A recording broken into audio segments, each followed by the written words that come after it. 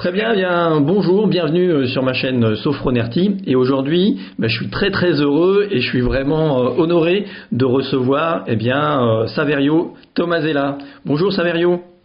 Bonjour Olivier, merci.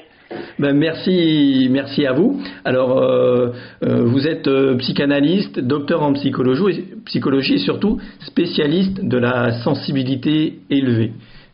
Justement, je pense qu'on a tous un petit peu une définition différente de l'hypersensibilité et de cette sensibilité particulière. Quelle est la vôtre? Alors, la définition la plus simple, c'est une sensibilité plus élevée que la moyenne. Et c'est important que cette définition simple existe pour que toutes les personnes concernées par une grande sensibilité puissent se reconnaître et commencer à réfléchir à cette particularité.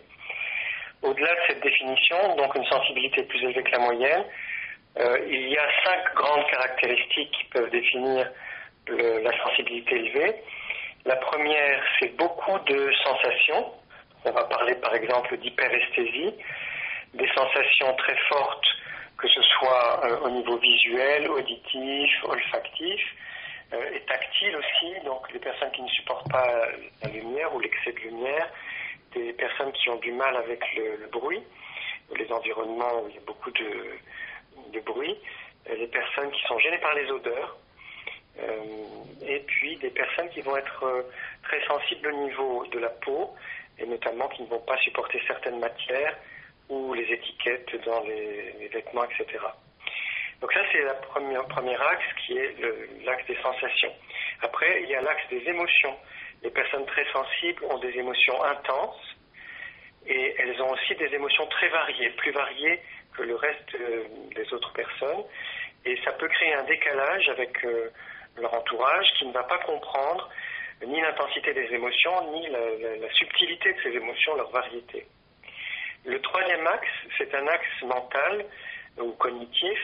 Les personnes très sensibles ont tendance à beaucoup réfléchir, à douter, à ressasser des choses qui se sont passées dans la journée, donc à mal dormir la nuit, et ont un mental en ébullition, avec soit sans cesse repenser à certaines choses qui se sont mal passées, soit au contraire imaginer, avoir une très très très grande imagination. Le quatrième axe, c'est l'axe de l'intuition. Les personnes très sensibles ont une intuition très développée. La difficulté pour ces personnes, souvent, c'est d'écouter leur intuition et d'en tenir compte. Et le dernier axe, le cinquième axe, c'est la saturation. Et donc ça, c'est une notion très très importante pour les personnes qui sont extrêmement sensibles. C'est que, étant très observatrices, ayant le sens du détail, elles ont un traitement approfondi de l'information. Et ce qui fait que, soit des informations sensorielles, émotionnelles ou cognitives, elles vont saturer beaucoup plus facilement, beaucoup plus vite que les autres personnes. D'accord, très bien. Je pense que c'est une très belle définition. On a bien vu les 5 points, les 5 domaines. Je pense que c'est très complet, que les gens ont bien saisi. Et moi, je vous ai découvert à travers les livres, parce que vous êtes auteur aussi. Beaucoup de gens vous connaissent, et moi, c'est vrai que je vous ai découvert avec le livre À fleur de peau. Et dans ce livre, ce que j'ai beaucoup aimé, c'est le côté romancé de l'histoire de cette femme qui découvre sa sensibilité et qui progresse sur ce chemin. Et je voulais savoir, vous, quel est votre parcours avec cette sensibilité élevée? Alors, c'est un long parcours. D'abord, quand j'étais enfant, j'étais au lycée musical. Donc ça s'appelait comme ça, en fait. C'était une espèce de musique-études, comme le sport-études. Le matin, on avait une classe traditionnelle et l'après-midi, on était au conservatoire avec des cours de musique toute l'après-midi. Et en fait, j'étais impressionné et étonné parce qu'au conservatoire, nos professeurs nous demandaient au quotidien de développer notre sensibilité, d'avoir encore plus de sensibilité, d'exprimer encore mieux notre sensibilité, alors qu'à l'école classique le matin, et en famille ou avec des personnes qui n'étaient pas artistes, on nous demandait le contraire, de ne pas montrer nos émotions, de ne pas être sensible, et la sensibilité était présentée comme une faiblesse, alors qu'au contraire, l'après-midi, avec mes professeurs du conservatoire et les camarades, elle était présentée comme un atout, comme un trésor qu'il fallait vraiment développer pour pouvoir devenir un bon musicien. Et donc ça m'a interrogé et je me suis rendu compte très tôt que selon les environnements, selon les cultures, selon les discours, la sensibilité était bien vue ou mal vue. Et puis quand je suis devenu psychologue et psychanalyste, j'ai senti que mes patients, j'ai compris que mes patients avaient souvent des difficultés avec leur sensibilité, alors que ce soit des personnes hautement sensibles, ultra sensibles ou pas, que la sensibilité était vraiment pas facile à exprimer, à vivre et à affirmer dans une société qui n'aimait pas ça. Et donc, il y a une quinzaine d'années, j'ai commencé à chercher sur la sensibilité élevée. Et c'est vrai que plus je cherche, plus je me rends compte que non seulement c'est un domaine passionnant, mais qu'il y a énormément de personnes qui sont concernées par une difficulté à vivre leur sensibilité, qu'elle soit élevée ou pas. Et aujourd'hui, d'ailleurs, on sait que 30% de la population, ce sont des chiffres qui sont confirmés aux États-Unis ou en Europe, 30% de la population est concernée par la sensibilité élevée.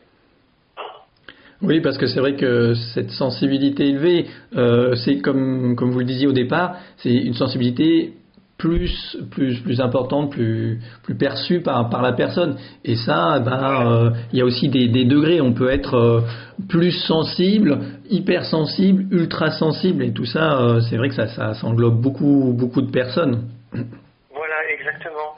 Et que les difficultés, alors même si effectivement il y a des différences de degré et de nature chez les grands sensibles, il y en a qui vont être plus empathiques que d'autres, il y en a qui vont être plus créatifs que d'autres, il y en a qui vont être plus intellectuels que d'autres, mais néanmoins la difficulté, le sentiment de décalage avec le reste de la population et avec une société qui est hyposensible, comme le dit très bien Christophe André, et cette difficulté à vivre sa sensibilité, elle se pose de la même façon, quelles que soient les différences de nature ou de degré chez les grands sensibles. Oui, parce que c'est vrai, comme vous le disiez, on est dans une société qui nous encourage pas à cette sensibilité. C'est plutôt quelque chose qui est vu de façon négative. C'est vraiment dommage parce qu'en fait, c'est une société technique, c'est une société virtuelle, c'est une société très individualiste, mais pas dans le sens où on est atomisé, on est vraiment... les liens sociaux ne sont pas favorisés. Bon, bien sûr, il y a les réseaux sociaux, mais ça ne suffit pas pour créer des liens sociaux incarnés, vivants et nourrissants. Et donc, dans cette société, qui est une société de performance, qui est une société aussi d'apparence, les personnes très sensibles qui aiment la relation humaine, qui ont besoin de sentir de l'affection, qui ont besoin de cette incarnation et qui ont besoin d'être reconnues, comprises avec toute la variété de leurs émotions, de leurs sensations et de leurs idées créatives et de leurs intuitions, ces personnes-là le plus souvent souffrent de leur sensibilité. Oui, c'est cette souffrance du décalage, des perceptions très très fines des choses qui sont souvent vues comme un handicap pour les personnes. Alors ça c'est malheureux parce que vous voyez, cette sensibilité qui est vraiment un trésor, qui est précieuse, qui est une richesse, elle est présentée par la majorité conventionnelle de la société comme étant une faiblesse. Et le problème, c'est que beaucoup de personnes très sensibles, ayant entendu ça dès l'enfance, sont conditionnées. Elles ont cette croyance, cette fausse croyance qui les limite énormément, que leur sensibilité est un problème et qu'elles ont quelque chose à régler, à résoudre, alors que ce n'est pas du tout le cas. Ce qui est important, c'est de pouvoir aimer, apprécier, accepter, connaître cette sensibilité pour pouvoir la développer et surtout développer la capacité à l'exprimer et à l'affirmer. D'accord. Et justement, là-dessus, comment faire pour développer cette sensibilité et en faire en fait une force, quelque chose de positif? Alors, je pense que c'est un long chemin pour chacune et chacun, parce que les années de reproches, de critiques et parfois de rejets, malheureusement, ont été très nombreuses et ont ancré un certain nombre de fausses conceptions de soi et de blessures. Et les personnes qui ont comme ça été rejetées ou rabrouées ou critiquées violemment, parce que même si ce ne sont pas des violences physiques, ça fait mal, ces personnes-là, elles ont peur de souffrir de nouveau du même type de rejet ou du même type de critique. Et donc elles se sont débrouillées pour cacher leur sensibilité, pour montrer une autre facette d'elles-mêmes et souvent pour se suradapter à un environnement social qui n'est pas favorable à la sensibilité. Donc ça va prendre du temps.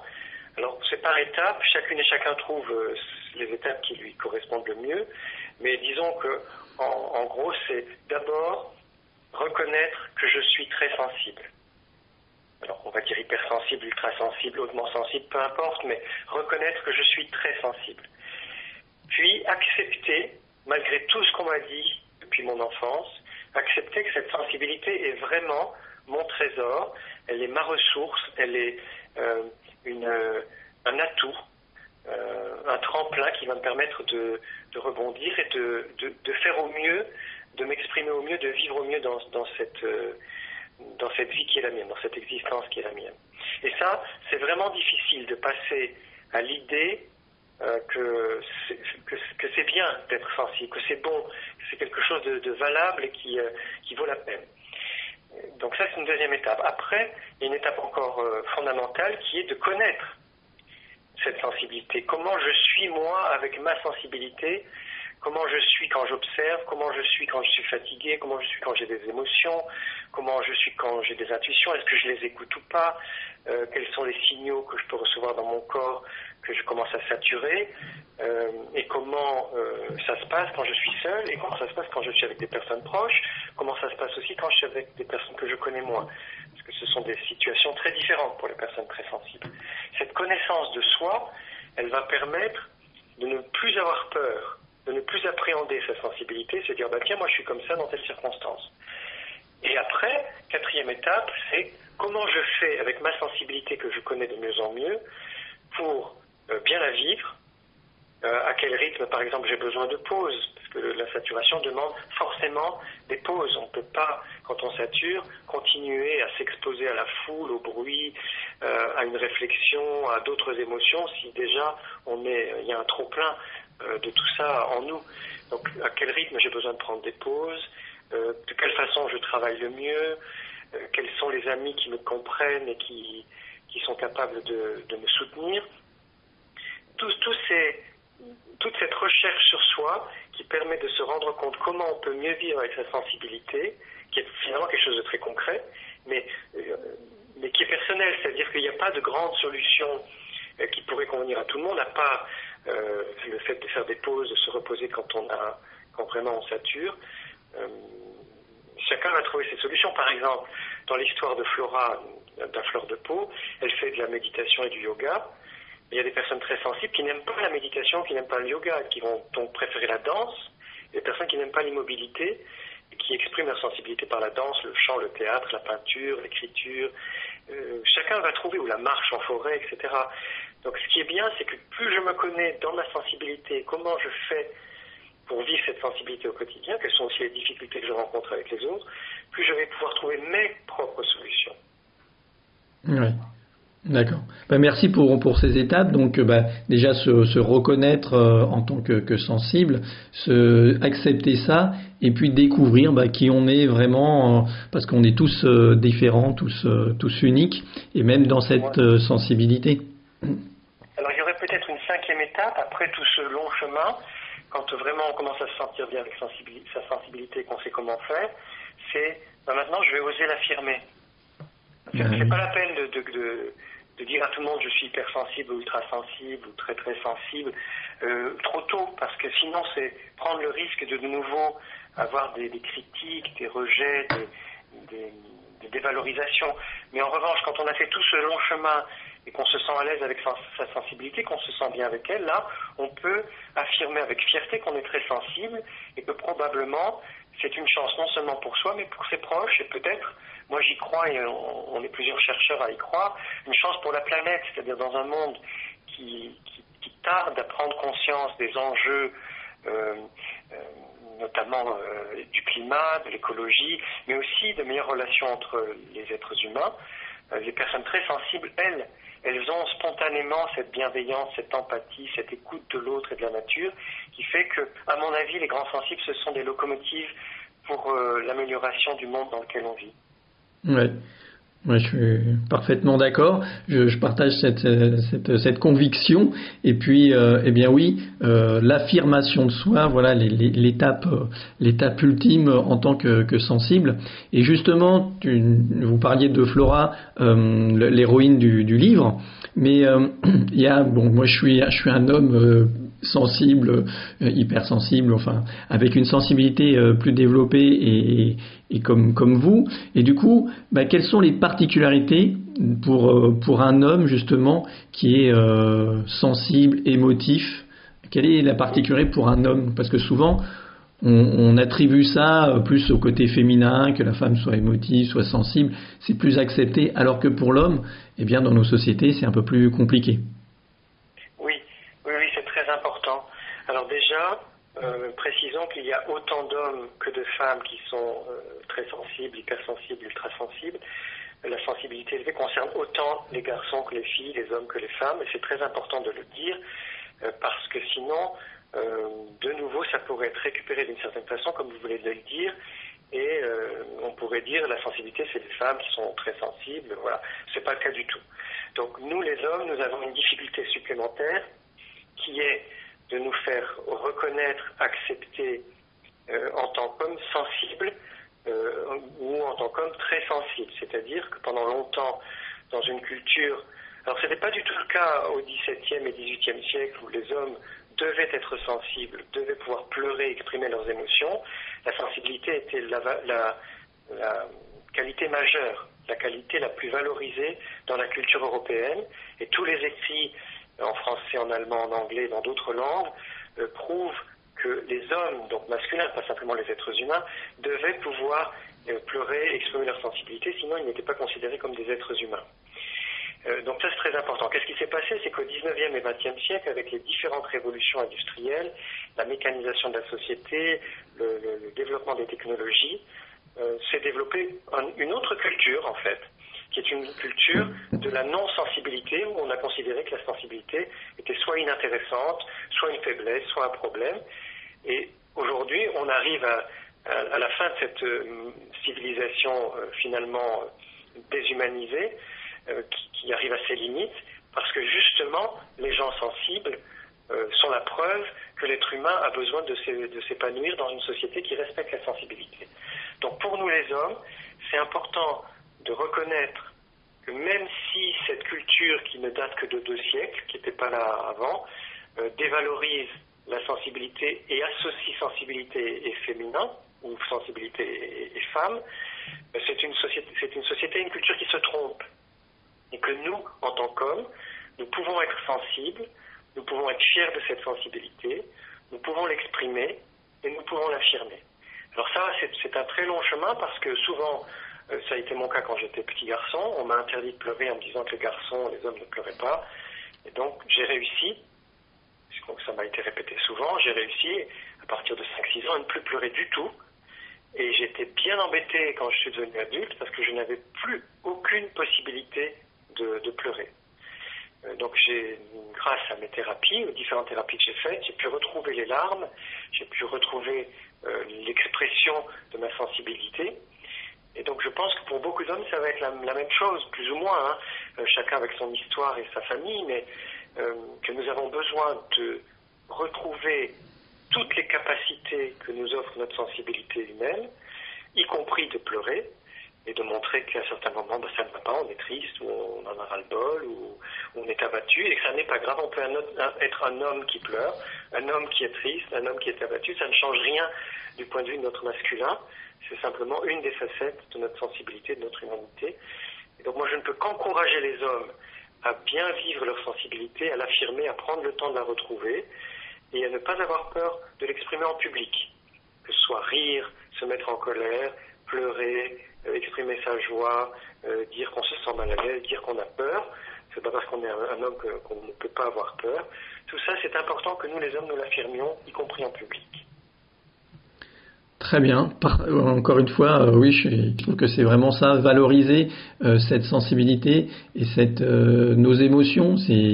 Pour moi, il n'y a rien de plus beau et je pense que même pour les femmes, il n'y a rien de plus beau qu'un homme qui pleure d'émotion, alors quelle qu'elle soit, mais je pense que c'est quelque chose.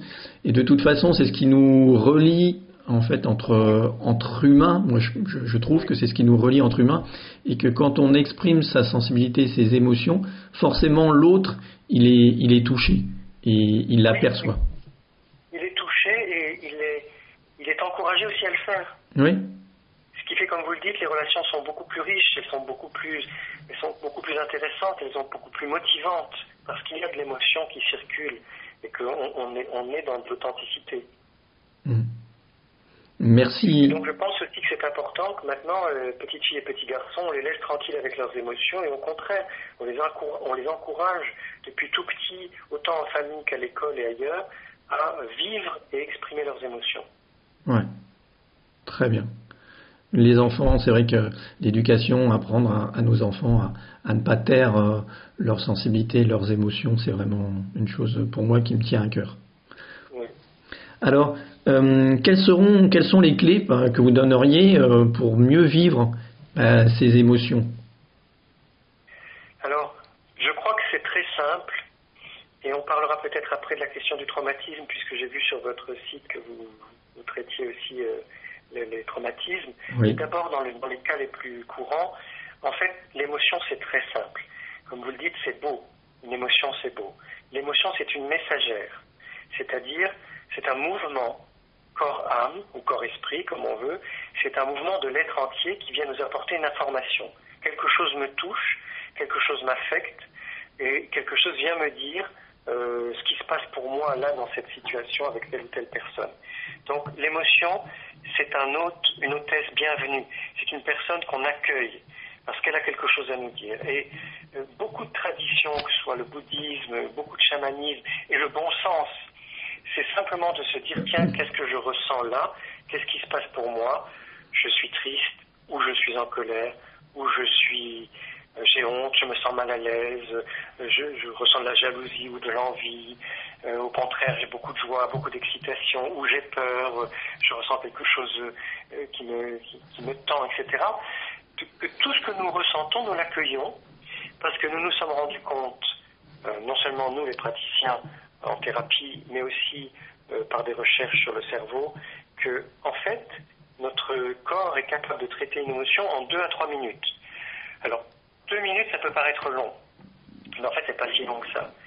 Si j'accueille l'émotion, si je peux fermer les yeux, même quelques secondes, que je laisse ma conscience se rendre compte de ce qui se passe dans mon corps, quelles sont les sensations que cette émotion réveille. Est-ce que j'ai chaud? Est-ce que j'ai froid? Est-ce que ça fourmille quelque part? Est-ce que j'ai la gorge serrée, le ventre qui gargouille? Ou est-ce qu'au contraire, je fronce les sourcils, etc. Et de laisser ces sensations corporelles suivre leur cours, suivre leur chemin. Et au bout de 2 minutes, bon, parfois 3 minutes si l'émotion est très forte, mais souvent c'est dès 2 minutes, l'émotion est partie. Parce que mon corps et mon cerveau, enfin on sait aujourd'hui qu'il n'y a pas que le cerveau, il y a aussi les intestins, la sphère digestive, la zone du cœur, tout ça ce sont des cerveaux différents, et pas que le cerveau dans la tête. En fait, notre système nerveux global dans le corps est capable de traiter une émotion au mieux si nous lui laissons la possibilité de le faire.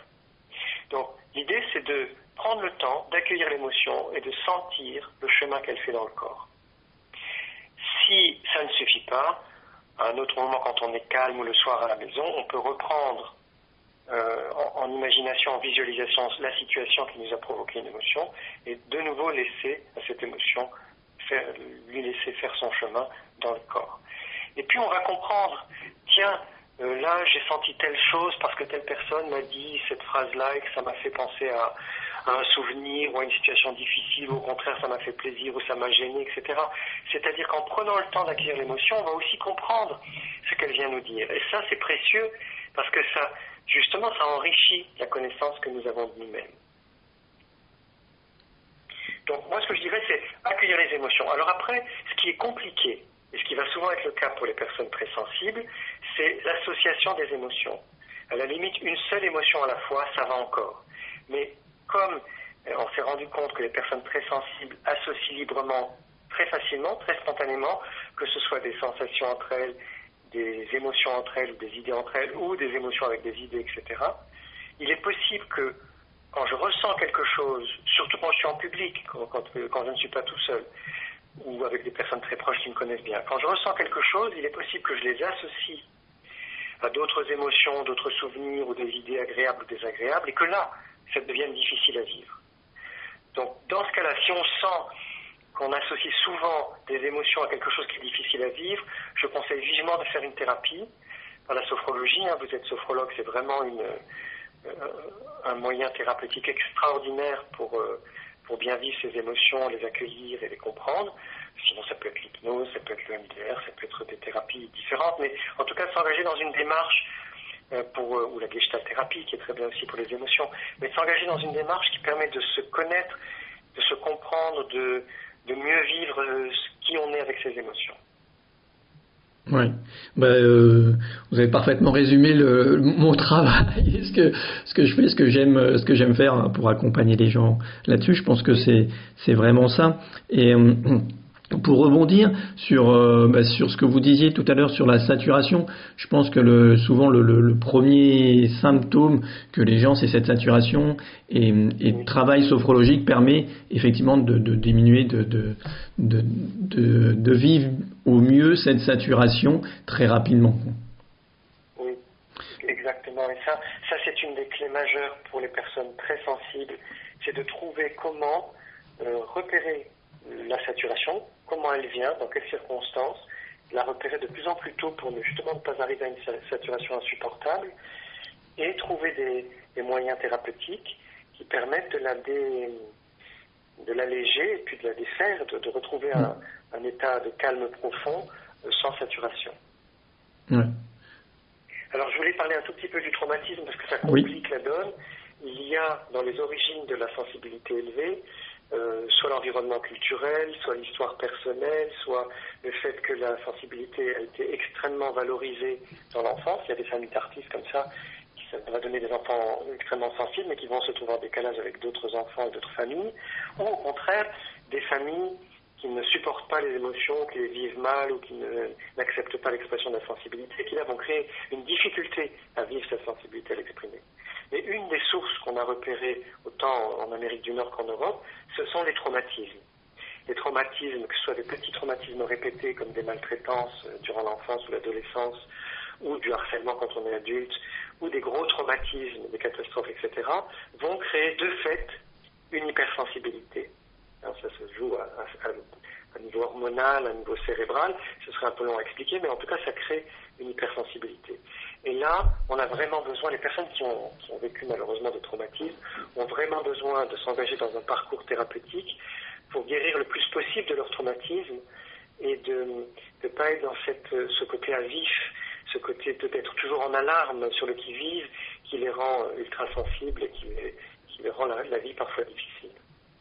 Oui, c'est tout à fait moi ce que je propose et ce que je dis, c'est ce côté effectivement de gestion, on va dire, des émotions, d'accueil des émotions, de cette vie au quotidien, qui pour moi la sophrologie est un outil très très important, très efficace et que j'aime utiliser et j'utilise pour moi, pour les gens que j'accompagne, et en même temps, comme vous le dites, ce trauma, régler ces traumas qui, eux, pour moi, réveillent des hyper-réactivités. Voilà. On va être dans un état de suractivité et tout ça. Et ça, effectivement, l'autre méthode que j'utilise, la méthode NERTI, permet justement de régler ces traumas-là, qui peuvent être conscients ou inconscients.